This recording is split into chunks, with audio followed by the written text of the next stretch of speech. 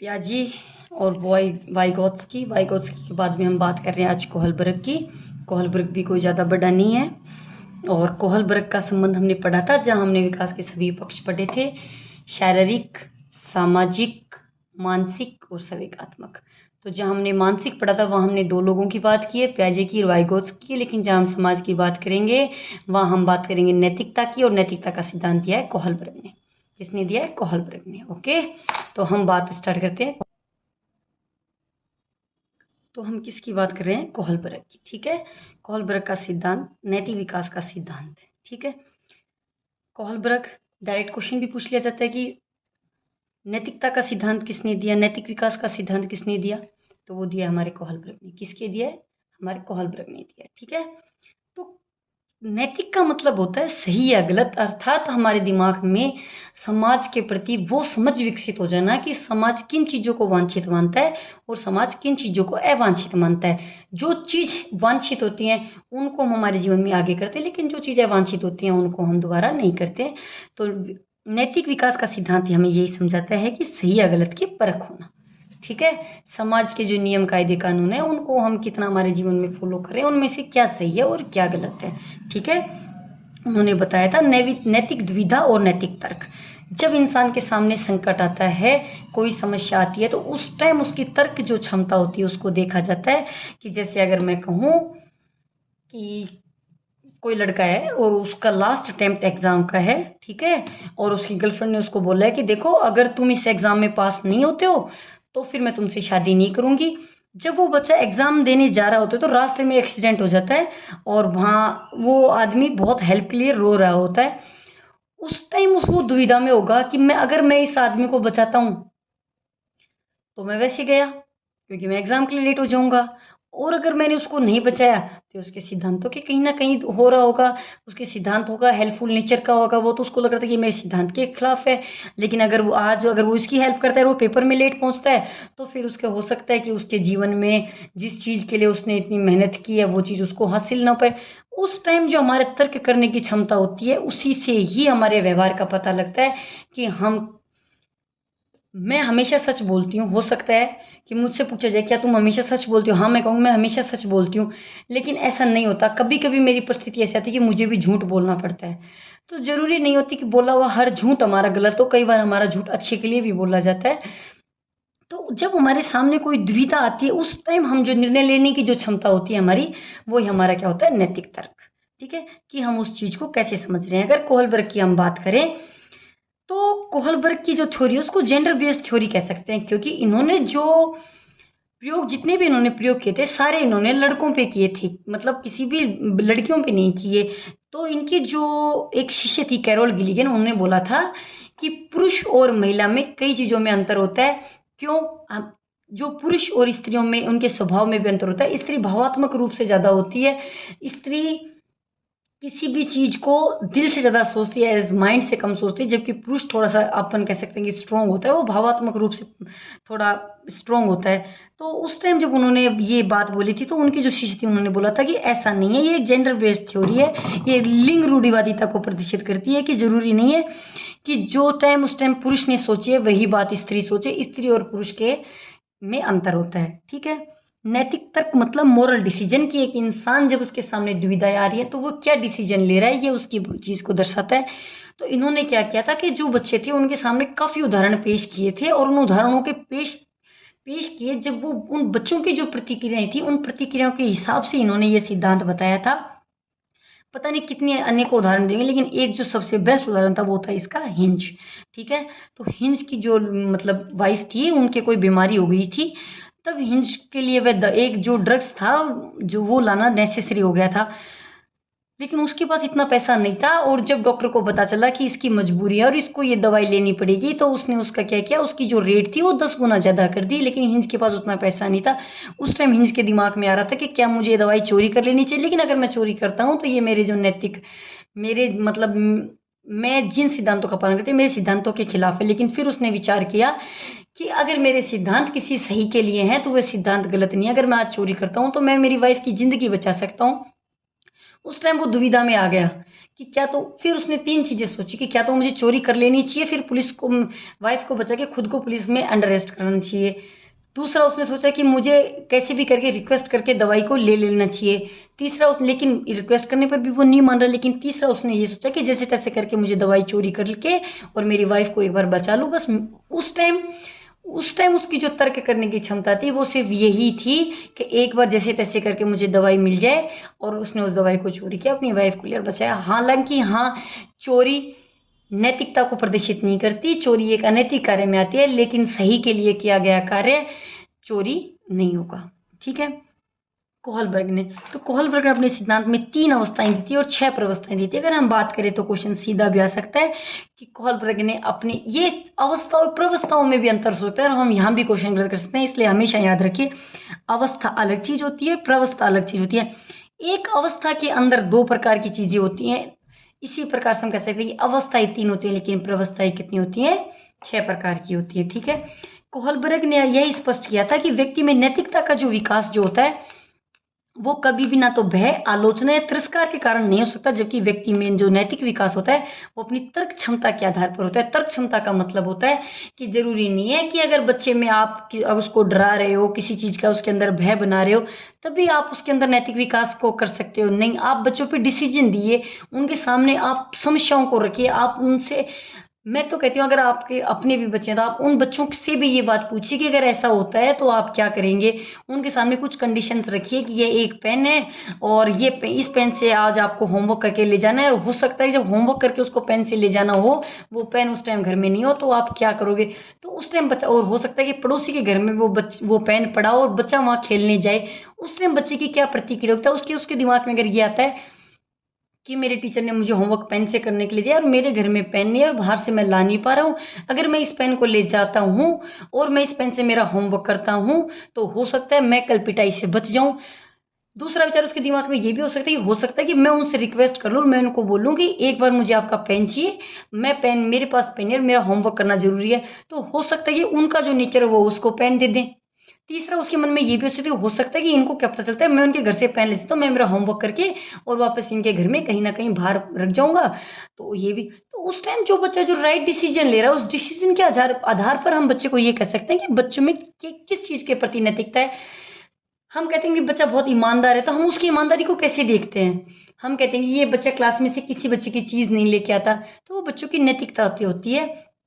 तो कोहलबर्ग ने कहा था, स्पष्ट किया था कि किसी भी व्यक्ति में अगर नैतिकता का विकास होता है तो ना तो भय, ना आलोचना, ना तिरस्कार के कारण नहीं होता, जबकि तर्क क्षमता के आधार पर होता है। और हम बच्चों को उन परिस्थितियों में हम बच्चों के सामने वो परिस्थितियां उत्पन्न करें जिससे बच्चा के अंदर तर्क करने की क्षमता विकसित हो। इसलिए शिक्षा के क्षेत्र में भी इनका काफी योगदान है कि जब हम बच्चों को पढ़ाई कर रहे हो तो हम उनके सामने ऐसे प्रश्न लिखें जिनका जवाब उन्हें खुद बना के लिखना हो। ऐसा नहीं है कि हमने ऑप्शन लिख दिया और बच्चे ने वो कर दिया, ऐसा नहीं है। बच्चों को जब भी हमें पढ़ाने का जो तरीका हो तो बच्चों को हम उसके सभी एक्सपेक्ट्स को लेकर समझाएं, तो बच्चे के लिए वो चीज़ इंटरेस्टिंग भी होती है और बच्चा उसको जल्दी समझने की कोशिश भी करता है। जैसे बात करें कोहलबर्ग की, तो कोहलबर्ग ने बोला कि जैसे जैसे जैसे उन्होंने अपनी जो 3 अवस्थाएं थी, उन अवस्था में उन्होंने यही प्रदर्शित किया था कि जैसे जैसे व्यक्ति की तर्क क्षमता विकसित होती जाती है वैसे वैसे उसके व्यक्ति के नैतिक नियमों का मापदंड भी बदल जाता है। मापदंड का मतलब होता है, जैसे कि मैं अपन वैसे तो सारी प्रश्नों की अलग से बात करें, लेकिन अगर फिर भी हम यहाँ बात करें तो कानून और व्यवस्था और अभ्युन्नति, जब बच्चा परंपरागत अवस्था में होता है यानी कि 10 से 13 की अवस्था में होता है, तो बच्चों को लगता है कि जो कानून और जो व्यवस्था बनी हुई है हमें उनको फॉलो करना चाहिए। ठीक है, वहां तक वो सीमित होता है, फिर चाहे कोई परिस्थिति आए वो उनको तोड़ता नहीं है। जैसे हम ट्रैफिक में गए, हमें रेड लाइट दिखी तो हम वहीं खड़े हो गए, हमें मतलब नहीं है चाहे हम स्कूल से लेट हो चाहे कुछ भी हो। लेकिन जब बच्चा सच परंपरागत अवस्था में जाता है तो बच्चे में ये समझ विकसित हो जाती है कि जरूरी नहीं है कि समाज के जो नियम और कानून बनाए हुए हैं वो सब सही हो। अगर किसी अच्छे के लिए हमें वो तोड़ने पड़ सकते हैं तो हम उन नियमों को तोड़ सकते हैं। जैसे उदाहरण के तौर पर अगर एम्बुलेंस है और रेड लाइट है और किसी व्यक्ति की जान जा रही है तो एम्बुलेंस साइड से निकल जाएगी, उस रेड लाइट को छोड़ के चली जाएगी, उसके कोई फर्क नहीं पड़ रहा कि उसको, लेकिन हाँ उसको इतनी संतुष्टि जरूर होगी कि आज मैंने 1-2 मिनट की वजह से मैंने एक इंसान की जिंदगी बचा ली। तो तब हमारे अंदर जो तर्क विकसित होता है, जो मोरल हमारे अंदर जो नैतिकता का जो विकास हमारे अंदर होता है वो हम हमारी परिस्थितियों से सीखते हैं। एज हम घर बैठे उन चीज़ों को नहीं सीख, जब तक हमारे सामने परिस्थितियाँ नहीं आएंगी, जब तक हम बच्चों के सामने परिस्थितियाँ उत्पन्न नहीं करेंगे, हम नहीं सीख पाएंगे। ऐसा हमारा किसने कहा है? कॉलर को फक्का ने भी कहा है। उन्होंने भी अपने सिद्धांत में यही कहा था कि बच्चा परिस्थितियों से जल्दी सीखता है। उन्होंने जो अपना प्रयोग किया था वो चिंपांजी पे किया था। ठीक है, अब हम बात करें इसकी तीनों अवस्थाओं की। अगर तीनों अवस्थाओं की बात करें तो देखो, वैसे तो इसकी तुलना भी जीन पैचे के सिद्धांत के साथ की गई है। ठीक है, विकास भी इन्होंने बताया, उन्होंने भी विकास बताया, लेकिन फिर भी जो एक रूढ़िवादिता का जो रीजन है वो भी एक है कि इन्होंने नैतिक तर्क को इतना माने नहीं, उन्होंने एक उम्र के बाद में नैतिक तर्क को माना है। उन्होंने कहा है कि बच्चे में जो पूर्ण रूप से जब नैतिकता आती है तो वो कब आती है? पूर्ण रूप से जो अधिगम का जो उच्च स्तर होता है वो बच्चे का होता है अमूर्त सक्रियात्मक अवस्था में। ठीक है, बच्चे में समस्या समाधान का जो उच्चतम स्तर होता है वो होता है अमूर्त सक्रियात्मक अवस्था में। बच्चे की जो तर्क चिंतन जो क्षमता होती है वो होती है अमूर्त चिंतन में। लेकिन कोलबर्ग ऐसा नहीं कहते। कोलबर्ग बोलते हैं, इन्होंने भी प्रवस्थाओं के आधार पर बताया, लेकिन उन्होंने कहा कि जरूरी नहीं है, बच्चा परिस्थितियों के हिसाब से चीजों को सीख लेता है। ठीक है, इस सिद्धांत में कोहलबर्ग ने माना है कि अंतिम जो अवस्थाएं होती हैं वो सामाजिक की अवस्था, विवेक की अवस्था कहते हैं। क्यों? क्योंकि नैतिकता का विकास किसी भी अवस्था में किसी भी व्यक्ति, जरूरी नहीं होता कि व्यक्ति में नैतिकता का विकास। जब हमने यहाँ नैतिकता के विकास की बात की थी तो एक नैतिकता का विकास का स्तर अलग था, यहाँ बात की थी तो अलग था, और यहाँ बात की तो नैतिकता का विकास यहाँ भी हुआ है, यहाँ भी हुआ है, यहाँ में, लेकिन इनके तीनों का जो प्रकार था वो अलग अलग था। यहाँ व्यक्ति सिर्फ अपने जो अड़ोस पड़ोस में जो दो चार लोग हैं उनसे व्यक्ति के फर्क पड़ रहा है, जबकि आगे आगे इंसान के समाज से फर्क पड़ने लग जाता है। समाज के कानून कायदे को वो जानने लग जाता है, उसको समझ हो जाता है कि किन नियम को मुझे तोड़ना चाहिए, किन नियम को मुझे नहीं अपनाना चाहिए। अगर बच्चे को लगता है कि ये, मान लो किसी के परिवार में हम कहें कि दहेज प्रथा है और वो चलती आ रही है, और उनका कहना होता है कि हमारा पहला बेटा था उसके इतना आया था, इनके बाप के इतना आया था, उनके बाप के इतना आया था, तो देखो जी हमारे तो इतना ही होगा। तो हो सकता है कि जिस बच्चे की शादी हो रही हो उसमें यह समाज विकसित हो सकता है कि दहेज प्रथा एक गलत प्रथा है और हमें ये नहीं अपनानी चाहिए। तो हो सकता है जब उसकी शादी हो रही हो तो वो अपने घर वालों से कहे कि भैया देखो मुझे कोई दहेज नहीं चाहिए और मैं इसका विरोध करता हूँ। तो उस टाइम वो अपनी कुछ जो परंपराएं होती हैं, जो अपनी पारिवारिक जो परंपराएं होती हैं उनको तोड़ रहा है। कहीं ना कहीं बच्चा एक नैतिक विकास की ओर जा रहा है, एक उच्चतम स्तर की ओर जा रहा है, वो चीजों को सही या गलत समझ पा रहा है। ठीक है,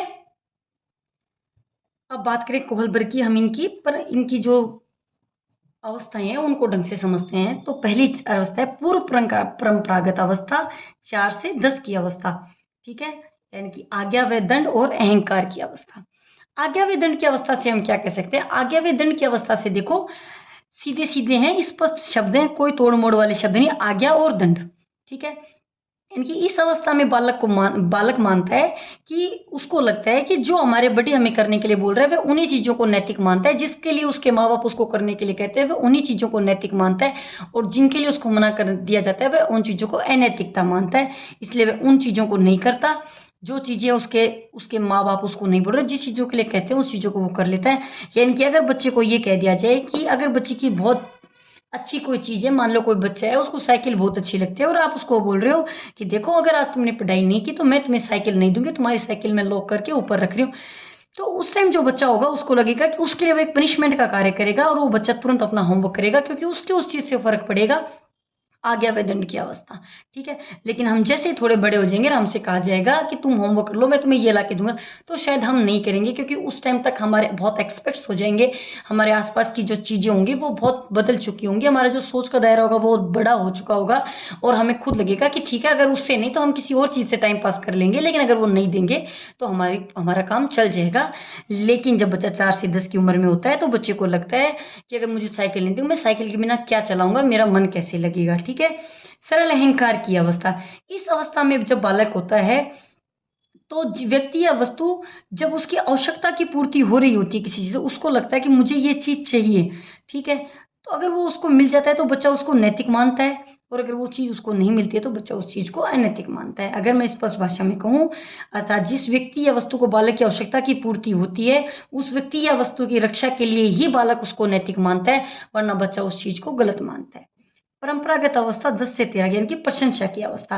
अगर प्रशंसा की अवस्था की बात करें तो एक नॉर्मल सा उदाहरण है, और क्वेश्चन आता है कि अच्छा लड़का अच्छा लड़की किसका उदाहरण है, तो हम कह सकते हैं कि वह कोहलबर्ग की जो परंपरागत अवस्था है उसका उदाहरण है। ठीक है, प्रशंसा की अवस्था से क्या मतलब है कि भाई कोई भी बच्चा है, जब बच्चा जिन कार्य को कर रहा है उसमें अगर परिवार और बालक को समाज की प्रशंसा कर रहा होता है, यानी कि उसको लगता है कि समाज और परिवार मेरी प्रशंसा कर रहा है और मतलब कहीं ना कहीं मैंने अच्छा किया, वो उस चीज को नैतिक मानने लग जाता है।